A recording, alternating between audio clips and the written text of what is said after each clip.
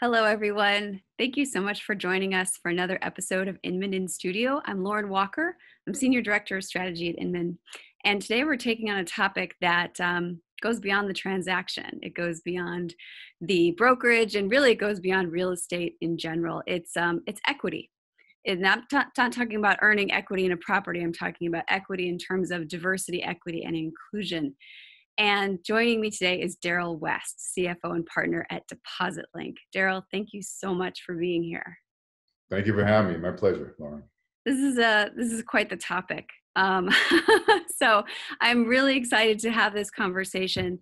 And it's an intensely personal conversation, I think, for every single person watching today, or at least it should be. And so I want to thank you again for coming on and chatting, because we're going to get a little personal, and we're going to start with your journey, your professional and personal journey. Would you take us through kind of the highlights of that, how you got to where you are today? Sure. Thanks.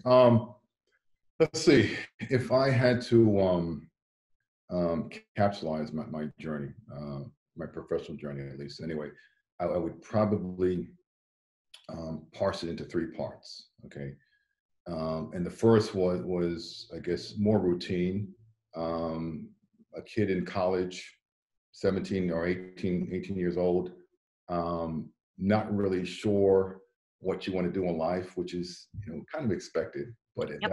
at that age, you think, wow, I don't know what I want to do. And you kind of freak out a bit. But I think at that age, it was probably when I was in my freshman year. I was concerned about going down a path like, for example, medicine or engineering, and going down that path and saying, I don't like what I'm doing, and now what? Hmm. And that kind of drove me to have more of a general type of approach, journalist type of background. Sure. And and I think it was at the end of my freshman year, I decided I was going to, one, major in accounting, two, to graduate with an accounting degree and work for, at that time, a big eight public accounting firm, and three, get my MBA and then figure out what to do with life. Okay. And what, I guess, the rationale behind that was that if I was able to achieve those things, that I would be in a position to take advantage of opportunities that came to me throughout various sectors. Sure. So business background, accounting background, and so forth, you could do a lot of things. So, Absolutely. so I did that. I graduated in the mid 80s. I worked for, at that time, Coopers and Lybrand, which was one of the big eight accounting firms. I went to a business school, got my MBA, and then found myself on Wall Street working with Goldman Sachs in investment banking for 4 years. And it was that time, and that's kind of my first stage of kind of my career, which is more traditional. In 1995, I took a business trip to South Africa. And it was at that point in time where I guess kind of my world opened up a bit. Hmm. Um, and the reason why I took the trip, I was as mobile as I would ever be. I recognized Hmm. I had paid off what was at that time an enormous amount of student debt. I was able to put some money away, save, and had an opportunity to invest in myself. Hmm. I wasn't married. I had no kids. I had no mortgage. I said, if you don't do it now, you'll never do it. Absolutely. And so I said, look, I looked at opportunities in South Africa. There were a lot of reasons why Nelson Mandela became president in Hmm. 1994. There were free elections. Up until that point in time, South Africa was a social pariah. The world was staying away, divesting from South Africa was the common call. And once the free election occurred, all of a sudden South Africa became the darling of the world, and money was just flowing into it. And I looked at that as a huge opportunity to do private equity investing in sub-Saharan Africa, in the continent. So I took a business trip in 1995, and I fell in love with two things. The first was, South Africa itself, and anyone who has been to South Africa knows what I'm talking about. It's a Hmm. beautiful country, beautiful people, culture, um, um, food, wine. If you love wine, that's the Sure. place to go. So I fell in love with the country itself when I went there. And the second thing I fell in love with was a woman who later became my wife, and gave me two beautiful kids who we are with today. And she will say that that's the reason why I came back. and it would be foolish for me to argue against that. So let that be the narrative. Uh, Yes. but I was there in so that was early 1995, and two things were going on. One is that the world was actually pouring investments and money into South Africa. Mhm. And the second thing was that South Africa was just coming out of the vestiges of apartheid, Yes. and the apartheid system was an extremely effective and destructive system. And just to kind of give you a backdrop, what apartheid did was, by definition, it separated the races. Right. So white South Africans had the majority of resources, and everyone else, which were termed as Black South Africans, got very little. And they were not allowed to live together or interact. Interaction was minor, but marriage and all those other things were prohibited during the old Right. apartheid system. So apartheid, the other thing that apartheid did was very destructive. It denied non-whites from having any type of meaningful economic participation in the economy. So as a result, there was no opportunities for wealth creation. Mm. And so President Mandela was elected in 1994, Mhm. and the ANC administration that took office was faced with the status quo, which had 10% of the population, which was white South Africans, owned over 90% of its resources and wealth. And clearly that's not sustainable. It's morally reprehensible, economically unstable, and the government realized that it had to do something about it. The problem was that, and I say it's a problem because they had to really go down a very careful path. Yes. One may say, well, why don't you just simply redistribute the wealth, the land, and so forth? Well, you can't do that. Mhm. You run to other problems. And South Africa is guided by free market principles. It's an economy that flourishes under capitalism, and it has a rule of the law. And so if you do that, you are ignoring property rights, ownership rights, other things that other to that point in time, investors find very attractive. Right. Once you do that, if you just say, well, we're redistributing the land or reappropriating resources, so forth, investors will flee and the economy will eventually implode. So Mhm. the government had a very tough balancing act. And they recognized that they had to transform the economy. And what they did was they adopted a principle called Black economic empowerment as a transformative type of policy. And what Black economic empowerment was really had three tenets. The first was equity ownership in businesses. And the government encouraged previously white-owned businesses to sell shares at fair market value to Black investors. So that was the first part of it. The second part was what we termed as employment equity or skills transfer. Okay, so the idea was up until now, Black South Africans were prohibited and from really engaging in the economy and didn't have the skills to do so, to engage in wealth creating opportunities. Right. The government encouraged companies to hire Black South Africans, to train them, to develop the skills that they can use to otherwise get involved or become involved in wealth creation opportunities as well. And the third tenet of Black economic empowerment was enterprise and business development. And that's a scenario where the government insisted that companies, through their normal procurement policies, target and identify Black-owned businesses that could benefit from this to help them develop and flourish. So this was, again, a transformative process that the government realized would take years. I was part of that. I participated in it and witnessed it as a private equity investor for 15 years in South Africa. So I moved there in 1996, and for 15 years, I was a private equity investor and invested in small, medium, large-sized businesses, early stage financings, late stage financings, buyouts, so forth. And during that process is really what I was able to see how the transformation policy and the procedures worked. And I took that with me, I guess, to my third stage of my career, Mm-hmm.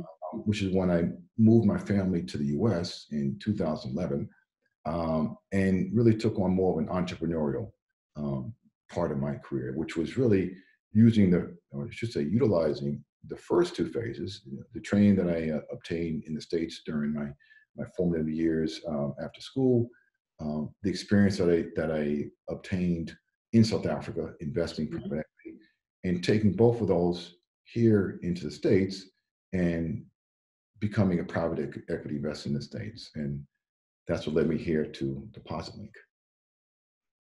That is quite a journey Yeah.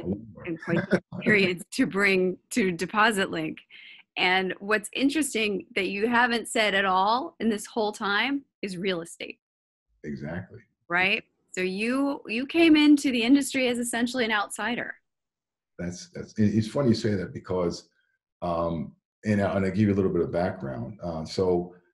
Jay Rooney, who's the founder of Deposit Link, I've known Jay for about 8 years since I got here. Uh, Hmm. Met on the Little League baseball field. We coached together.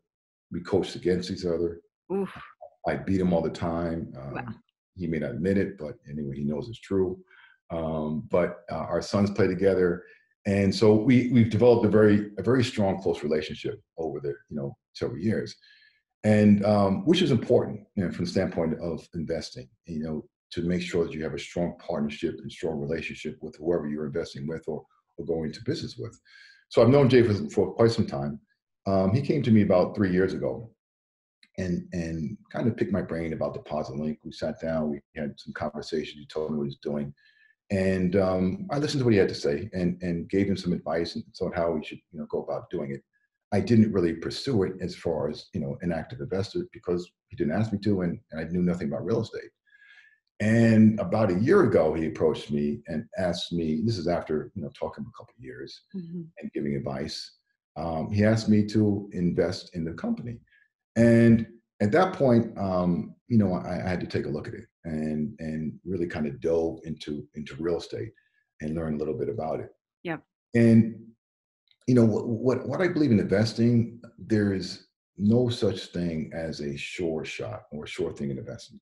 Mm. Anything can go, but there are no brainers. Okay, and when I learned more about Deposit Link, learned more about the real estate industry, and the technological advances, the tech savvy approach to real estate was taking, and this part of it, this sector, which was still archaic, Yes. still using paper checks and wire transfers when there was other methods, other technologies that are available that was so much easier.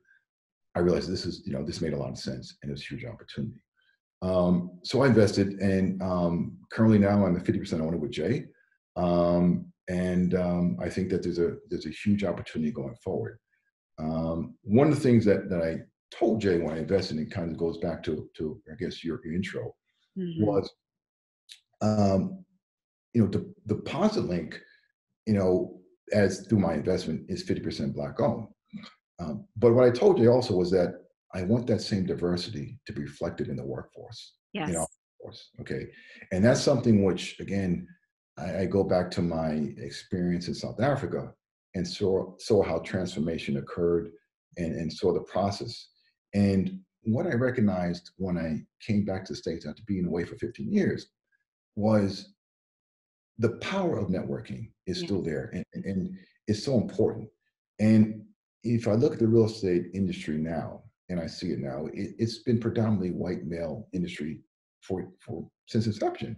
I think women are taking a much more active role, a much more positively active role in the real estate industry, which is Sure. Yeah, which but I if you look at the leadership, right, the executive leadership is predominantly male. predominantly male, predominantly white male. And so in looking at that, one of the things that I was clear to Jay was, look, this is something that can change. Yeah. The problem, and quite often, is not a matter of lack of Black professionals capable that have excellent credentials that can do the job. It's a lack of access for those Yes. individuals to be able to get the job, and that comes with networking and being in an environment where they have an opportunity to be called, to be chosen. In my experience in business, and especially small businesses, very few people come through the front door. When I say that, meaning with Mhm. a resume or a CV, Sure. most people come through the side door, the back door, through a reference, through a referral, because Absolutely. when you do, when you need a plumber or electrician, or a painter, The last thing you do is you Google. The first thing you do is you call up a friend and Yes. say, hey, do you have a plumber? You know, you can refer somebody. And that's how the world works. And that's how business works, even more And so. that's how real estate works. This is a relationship business. Exactly, exactly. And so the problem I see is not, again, not lack of qualified people of color, but lack of access because Yeah. they're not in the networks. They're not in the paths where they have that type of referral. And so Jay and I shared or we share a common vision, and which is I said, Jay, when we invested, we went to PositLink, equity, or I should say, its employment to reflect its equity ownership. And that's up to us to do that, to make that happen. Okay. And as I told Jay, the referral network may not be right there, may not be apparent, but we Mhm. have to find them. We have to find people. And sometimes it's just asking people, talking to people, and finding qualified people. And that's something that we will do without a doubt. What's really resonating with me, Daryl, as you tell this story, is the idea of the South African government building a framework for diversity, equity, and inclusion to create those relationships and foster that access and opportunity that had been denied for so long. And you bringing that to the Deposit Link mission and saying, we're going to bake this into the DNA of the company. Exactly. And that's to me very important. And I look at, I guess, my career. I was fortunate enough to have good mentors throughout my career, people that I could rely on, talk to for advice. And quite often I call them just to have a conversation. But during a very personal conversation, they drop pearls of wisdom and knowledge, stuff, things that, wow, I didn't think about that. And when you're young, you don't know what you don't know when Yeah, you're young. You really don't understand that you don't know very much. right. And if you're young enough to latch on to somebody with great experience and wisdom, that is so important, so crucial, towards your own personal development. And that's really where, again, in Jay and I had that same vision is we have to go beyond, Yes, the normal, to make the effort to find the people. And they're there. They just have to know that, look, we're looking for them and to make an effort till we can find them. So absolutely. What would you recommend to other founders who are watching today, or maybe the folks who are watching know the founders who don't know where to start? These are folks who look at their LinkedIn network and they see a lot of white faces looking back. mhm. Yeah. Where do you recommend that they start? I mean, to me, it's always a conversation. Yeah, And when you look at your LinkedIn network, you're not having a conversation. that's You're for looking sure. you're looking at social media. But if you start having conversations and talking about it, and sometimes discussions about race are difficult discussions to have. Yes. Uh, but if you are looking to effect change, if you're looking to make a difference, then you go outside your comfort zone and Yeah. have discussions. Find people, talk to someone. Hey, look, I'm looking for you. I'll be doing the same thing because number one, I'm not from the real estate sector, so my network is primarily finance, private equity specialists. But I will use them to find people who are in the real estate sector. Again, it's really 6 degrees of separation. You could Yes. talk to somebody, and this you're talking to the people you want to talk to by conversations, by making an effort, by networking. And I think there really has to be a will to do it. There has to be a wherewithal where that is what your approach is, and that is what you want to accomplish. If there is a will, then it will be done without a doubt. Yeah. But it's not a passive activity, is what you're saying. You can't just sit back and hope it happens. No, without a doubt, not. Yeah. No. One thing that is great about real estate, and I know other industries as well, but this is where I live right now, the associations. There are so many associations that are specific to Asian Americans or Latin American real estate professionals. And so I feel like that is a really easy way to tap into communities you might not otherwise have access to.